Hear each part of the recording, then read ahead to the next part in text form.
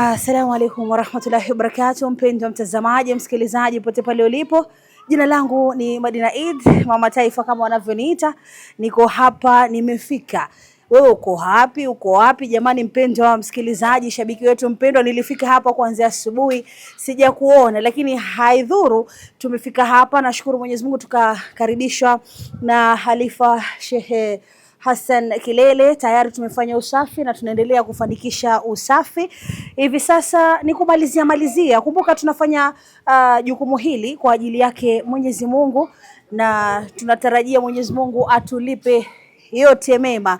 Na pia wewe mpendwa msikilizaji pote pale ulipo, na kuomba kama leo haujaweza kuja hapa Dandora Masjid Ridwan kuosha, kufanya usafi, kesho panga uende usaidie kufanya usafi katika masjid iliyoko karibu nawe. Wajua lengo letu ni kuingia peponi, hivyo basi mkono kwa mkono hadi peponi. Lazima tufanikishe hairat pamoja ili tufanikiwe. Leo tumeanza na Dandora Masjid Ridwan, kesho tutakuja katika msikiti ulioko karibu nawe, hivyo basi subiri hiyo siku.